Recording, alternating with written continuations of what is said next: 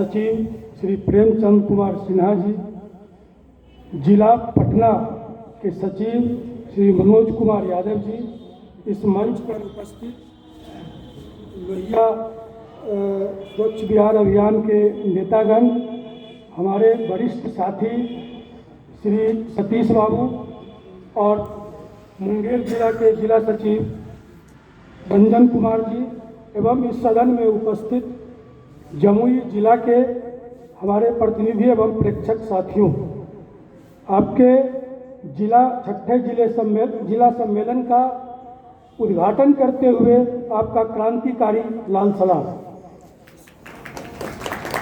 साथियों, आज आपका यह सम्मेलन का उद्घाटन इस दौर में हो रहा है जिस दौर में बिहार के किसान, मजदूर, शिक्षक, कर्मचारी, जो भी श्रमिक वर्ग है, जो अपने श्रम के मूल्य के लिए लगातार संघर्ष कर रहा है और इनके श्रम की विरोधी सरकार राज्य और केंद्र दोनों जगह चल रही है। अभी हम लगातार कर्मचारियों की बात करें, शिक्षकों की बात करें, किसानों की बात करें या मजदूर की बात करें, सभी जो है सो आज के इस डबल इंजन सरकार से त्रस्त है और हम लगातार धारावाहिक संघर्ष के लिए मजबूर हैं।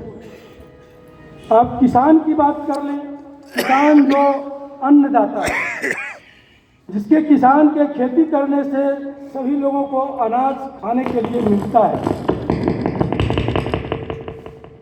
वह भी जो है आज अपने मूल्य के लिए संघर्षरत है। आपको पता होगा कि केंद्र की सरकार के द्वारा जो हम लोग कर्मचारी हैं वो क्या श्रमिक हैं, और इन श्रमिकों के लिए भी जो हमारा जो अधिकार था, जो लड़ करके अधिकार को हासिल किया गया था, ये केंद्र की सरकार धीरे धीरे उन अधिकारों को जो है जो खत्म कर रही है और हमारा जो श्रमिक अधिकार था उसको 4 लेबर कोड में परिवर्तित करके हम पर जुल्म ढा रही है। ये किसानों की बात हो गई, मजदूरों की बात हो गई। अब जो है तो आप कर्मचारियों की बात करें तो कर्मचारियों के लिए भी जो है सो केंद्र की सरकार को अब तक में 8वें वेतन आयोग का अनुशंसा करना चाहिए था, लागू करना चाहिए था, लेकिन ये घोर कुंभकर्णी मुद्रा में सोई हुई है। अब किसान, मजदूर और कर्मचारियों की बात हो गई तो हम इसी क्रम में जुड़े हुए अपने बिहार के युवा लोगों को, युवा वर्ग जो है, जो अभी नौकरी में नहीं है, नौकरी में आएंगे, उनके लिए भी चिंता करने की दायित्व जो हम लोग अभी हैं, हम लोगों को ही करनी है।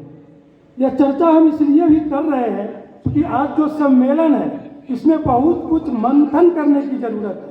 हमारे बीच में समस्याएं क्या है और इस समस्याओं का निदान का मार्ग क्या होगा, इस पर हमको मनन करना है, विचार करना है और इस समस्याओं के निदान के लिए ही आपको अपने बीच से नेतृत्वकारी साथी का चुनाव करना है और जिला जमुई है, इसका बागडोर उनके हाथ में दे।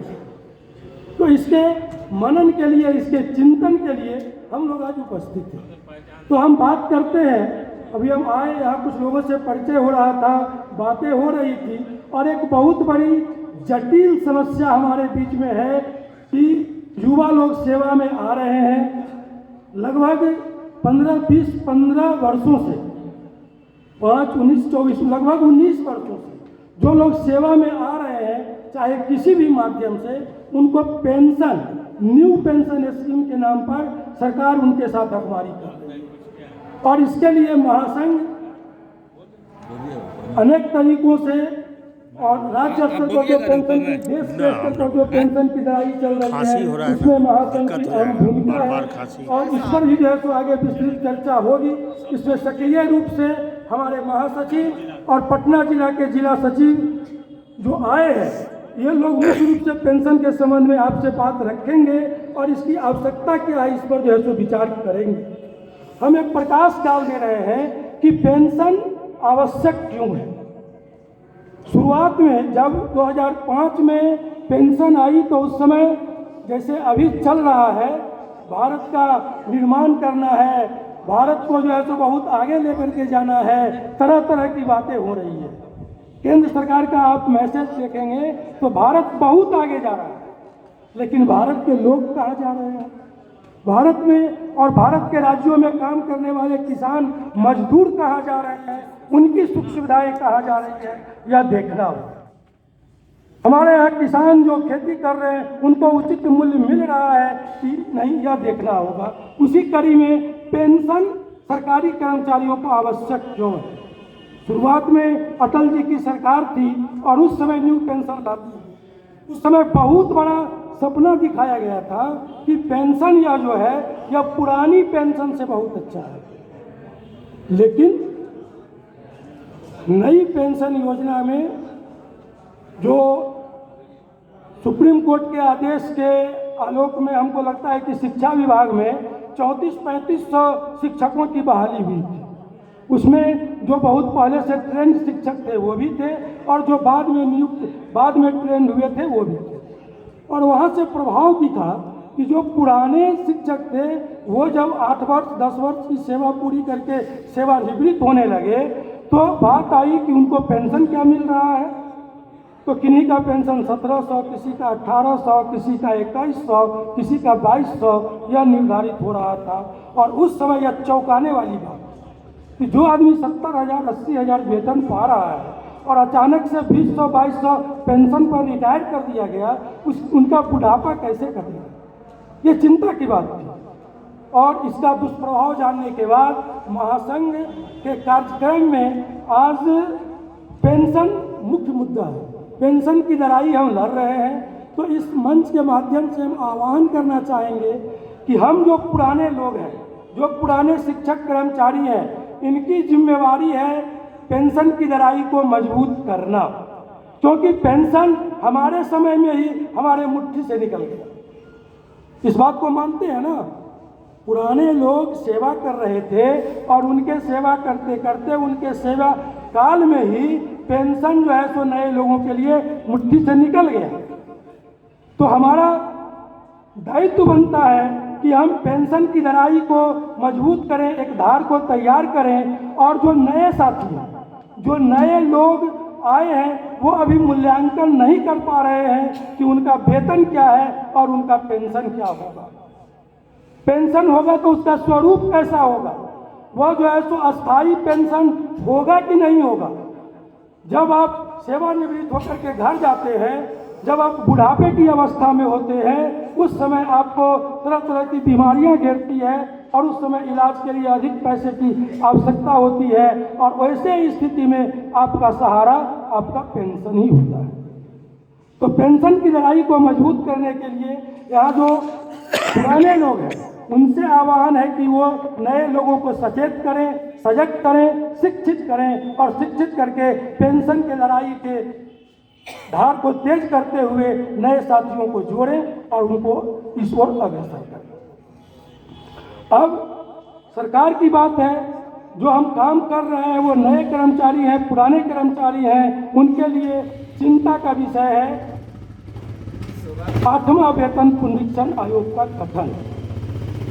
तो 8वां वेतन पुनरीक्षण आयोग का गठन के लिए अभी जो है हम लोग शुरुआत कर रहे हैं। सरकार को 8वें वेतन आयोग का गठन करने के लिए महासंघ के स्तर से कार्यक्रम शुरू हुआ है, लिखना, मुख्यमंत्री को आगाह करना, ये सब चल रहा है। लेकिन यह चीज़ अब जब आपका जिला इकाई मजबूत होता है, जिला इकाई का गठन होता है, उसके बाद आपको जिला में कार्यक्रम लेना चाहिए और इस पर जो है तो जगह जगह पर प्रोग्राम तय करके अपना प्रदर्शन का कार्यक्रम होना चाहिए।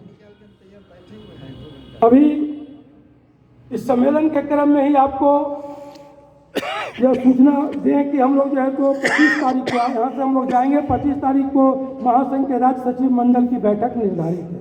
उसमें बहुत से मुद्दों पर हम लोग की 8वें वेतन आयोग की बात है, पेंशन की बात है, आगे 8वें वेतन आयोग के लिए हम कैसे सरकार पर दबाव बनाएं।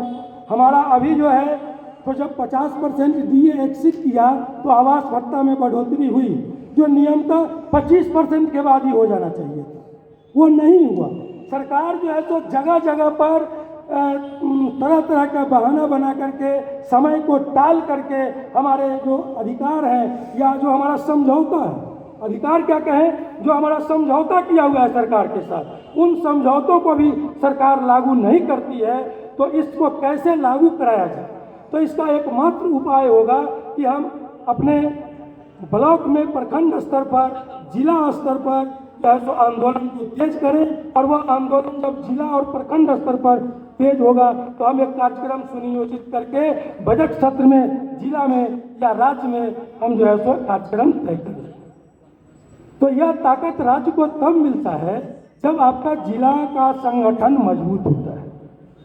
तो यह मजबूत कैसे होगा, यह आज के दिन पर निर्भर करेगा, क्योंकि आज आप जमुई जिला के लिए अपने नेतृत्वकारी साथी का चुनाव करेंगे। ये आपका 6ठा जिला सम्मेलन हो रहा है। निश्चित रूप से इसके पहले जमुई जिला में 5 जिला सम्मेलन हुआ होगा। जब 5 जिला सम्मेलन हुआ होगा तभी जो है तो ये 6ठा जिला सम्मेलन आयोजित है। लेकिन हमको जो है तो यहाँ पर सम्मेलन करवाने के लिए क्या करना पड़ा, संयोजन समिति का गठन करना पड़ा। संयोजन समिति का गठन बहुत ही विषम परिस्थिति में किया जाता है, क्योंकि पीछे का जो जिला इकाई था वह कहीं ना कहीं जो है तो शिथिल हो गया या वह अस्तित्व में नहीं रह गया। ऐसे स्थिति में जो है तो संयोजन समिति या संयोजक का जो है सो घोषणा करना पड़ा।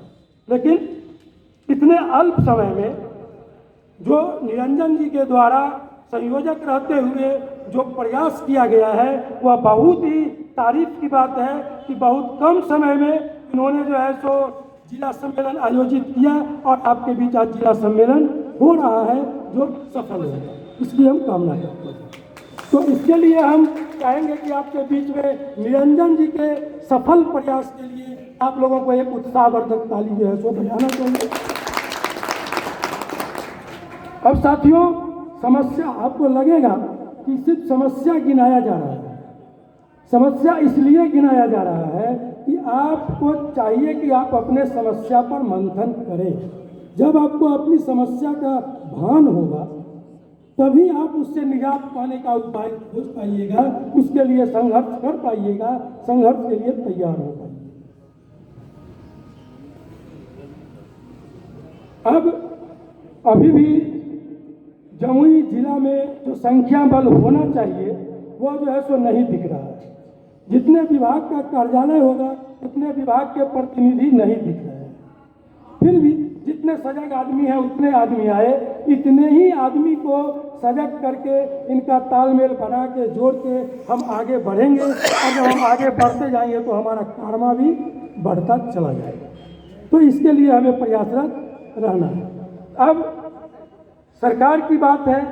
सरकार आप जब देख रहे हैं अपने कार्यालयों में, मैं शिक्षकों की बात करूं, कर्मचारियों की बात करूं, आप अपने अगल बगल में देखें तो सरकार कैसे आपको बांट के रखा है यह आप समझ पा रहे हैं। एक कार्यालय है, एक कार्यालय में नियमित कर्मचारी है, अस्थायी कर्मचारी है, अस्थायी कर्मचारी में कोई संविदा पर काम करने वाला है तो कोई आउटसोर्स पर काम करने वाला है। देखिए सरकार कैसे कैसे बांटती है, इसको समझना होगा।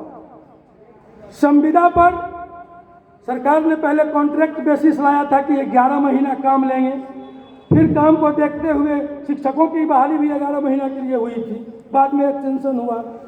संविदा पर कर्मचारियों की बहाली 11 महीना के लिए फिर एक्सटेंशन हुआ, बाद में हुआ कि इनको जो है सो नियमित किया जाएगा, ये लगातार इनसे काम लिया जाएगा। नियमित तो नहीं किया जाएगा, लगातार इनसे काम लिया जाएगा। अब आवाज़ उठने लगी महासंघ के माध्यम से कि इनको रेगुलर करो। अब इनका चालबाजी देखिए, ये अब संविदा को भी एक अलग भाग में बांट दिया। अब देखते होंगे आउटसोर्स। आउटसोर्स क्या होता है?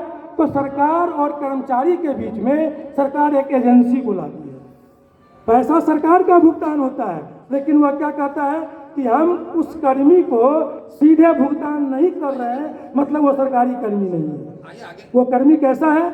वह कर्मी आउटसोर्स का कर्मी है। उसको बीच में एक बिचौलिया है, जैसे कि अगर बेल्ट्रॉन के माध्यम से कुछ साथी डाटा एंट्री ऑपरेटर होंगे वो सरकारी कार्यालय में काम करते हैं, वो डाटा एंट्री ऑपरेटर है, वो डाटा एंट्री ऑपरेटर है। जो विभाग में निम्न वर्गीय लिपिकों का काम हुआ करता था वह काम है, लेकिन उसके बीच में बेल्ट्रॉन पे एक एजेंसी को खड़ा कर दिया।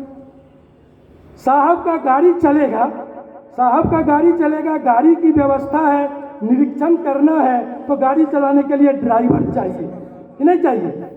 ड्राइवर अस्थायी पद है ना, तो अस्थायी पद के लिए अस्थायी कर्मी की बहाल होनी चाहिए, लेकिन नहीं, वो परिवहन विभाग के माध्यम से आउटसोर्स कर रहा है और आउटसोर्स करके बीच में एक एजेंसी को खड़ा कर दिया और उसके माध्यम से ड्राइवर का भुगतान हो रहा है।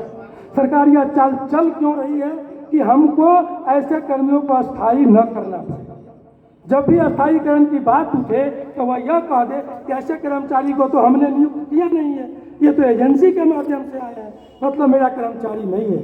लेकिन इसमें कोई गफलत में नहीं रहना है। महासंघ का सीधा सीधा मानना है कि ऐसा कोई भी कर्मी, कोई भी मजदूर, कोई भी शिक्षक जिसको सरकारी खजाने से किसी भी माध्यम से भुगतान प्राप्त होता है तो सरकारी कर्मचारी है, और उसके सुख सुविधा के लिए, उसके अस्थायीकरण के लिए, उसके सेवा को नियमित करने के लिए महासंघ निरंतर संघर्ष करता रहेगा, लड़ाई करता रहेगा और उनको उनका वाजिब हक दिलाता रहेगा।